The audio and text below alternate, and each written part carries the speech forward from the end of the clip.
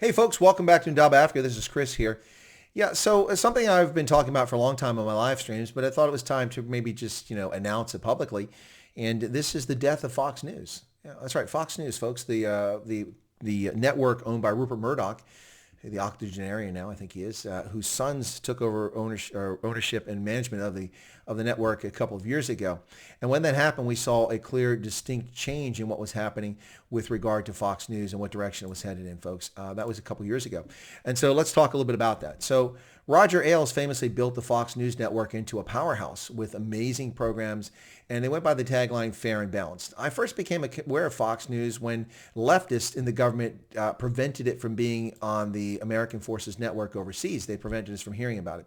And so I was like, that's interesting. I don't know what this network is, so I'm curious. So the first chance I got when I was able to watch it on cable television, I watched it, and they went with the tagline fair and balanced. I would say that back in those days, close to 20 years ago, Fox News was far more fair and balanced than they are today. They weren't entirely fair and balanced, but at least they were honest about what they weren't fair and balanced about. So specifically, you would see the evening opinion programs with programs like Bill O'Reilly, the O'Reilly Factor, and then Sean Hannity coming on after him, both of which were opinionated, and they were honest about their opinion. Now, obviously, Sean Hannity's on the right side of the spectrum. Bill O'Reilly claimed to be in the center, but over time, he shifted more to the right, my analysis of where he was at. And finally, to be honest, with Bill O'Reilly, by the time he left the network over under a cloud a few years ago, I got kind of tired of his shtick and his bloviating. He likes that word. He became, to me, somewhat pompous, arrogant, and self-opinionated and full of himself. Nonetheless, he still did good reporting and had great opinion stuff, and I enjoyed watching his program. And I miss Bill O'Reilly and the O'Reilly Factor. I thought it was a great program, even though it was getting a bit difficult to stomach Bill O'Reilly towards the end. Nonetheless, that was a network a few years ago.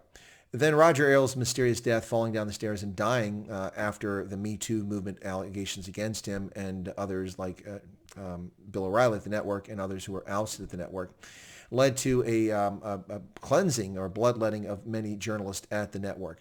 Some left on their own, some left because of these allegations, some left just because the network didn't have room for them anymore. Now, famously, Shepard Smith, a vile, disgusting leftist journalist who used his platform on Fox News to denigrate the sitting president of the United States and perpetuate fantasy, fraudulent myths about the president on a daily basis, left the network over a renegotiation over his contract, and not all that long ago. I hailed the day that Shepard Smith left, but I did not see it as a turning point for the Fox News channel. Fox News has shifted further and further away. It has been unmoored. Its anchor, keeping it in the center of the political spectrum, has been lifted, and the ship has sailed to the left, drifted to the left. And the drift has become no more apparent than during the presidential election campaign of 2020. In 2016, every network on cable news ended everything they were doing the moment that candidate Donald Trump was on the platform. They dropped all programming. It got so obnoxious. I got so sick of listening to Trump all the time on MSNBC, on CNN, Fox. I couldn't change any channel to get any news because they all dropped what they're doing for ratings and went to watch the Trumpster. And Trump would talk for 2 hours, and that's all that you would see on any of these cable news programs. So I lost interest in cable news in many respects in the buildup during the Republican primary season. Once Trump became the candidate, they covered him less so, but Fox still carried all of his stump speeches by and large. Fast forward to 2020. Fox can't be bothered to cover any of Donald Trump's speeches. Yet throughout his presidency, every time Trump went on a campaign speech somewhere around the country, until 2020, Fox dropped what they're doing and covered it.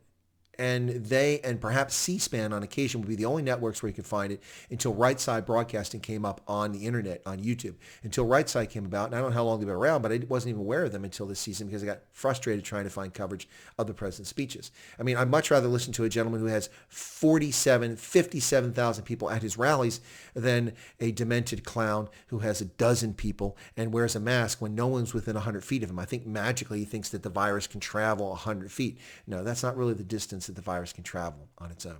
So I was very disappointed in Fox News not covering these things. I had to turn to the internet to watch these things. So we've also seen very uneven, unbalanced reporting on the Fox News network, including on election night, when Fox News famously declared Arizona for Joe Biden before the polls in Arizona had even closed. 0% of the state of Arizona votes were in, 0%, and presumably on exit polls, which they never bothered to show us what these exit polls were. They declared Arizona to be a Biden win. Now, we've seen now that the vote is inched up to 82%. The 360,000 vote deficit that Donald Trump had narrowed to under 100, to 60, to 40, to less than 20,000 votes now, with 97% of the vote in. 3% of the vote remaining outstanding in Arizona, and they have yet to, they've called it for Biden. Yet 99% of the vote in the state of North Carolina is in, and Fox News refuses to call that for Donald Trump with a 70,000 vote margin. Joe Biden has 3% of the vote in Arizona remaining, plus the military absentee ballots, and there are many military members from Arizona, yet to be counted, and he's ahead by less than 20,000. Yet they called it on election night before the election was even over. Now, how disgraceful is that? And the same situation in Nevada, and we've also seen this in other places. It took them hours to call Texas for Trump, even though he won by nearly 800,000 votes in Texas. Same with Florida. I called Florida at 7:57 election night. Fox refused to do it for over 4 hours. Fox News has now censored Judge Jeanine, whom I'm not a fan of, but I don't know what their problem with her is. They censored her twice and suspended her show. Why?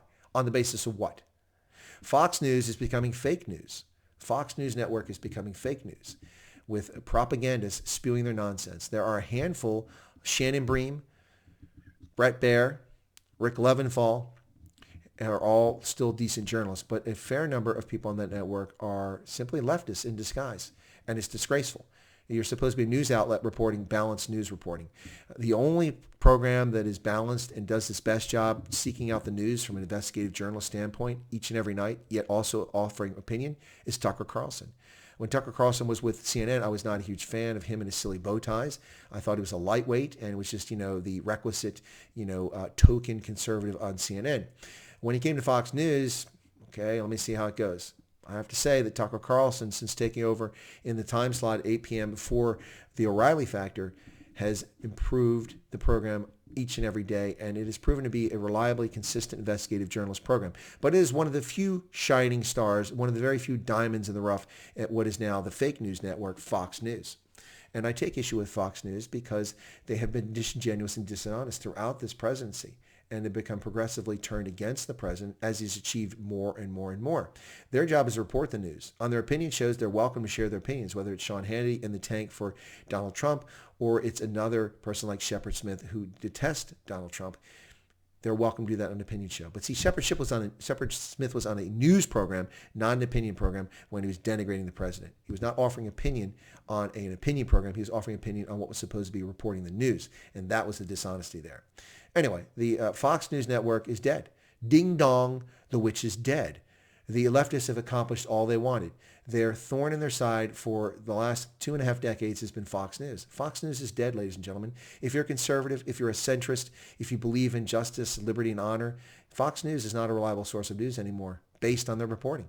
They're not objective in their reporting. I'm not talking about their opinion shows. In their reporting, they're not objective.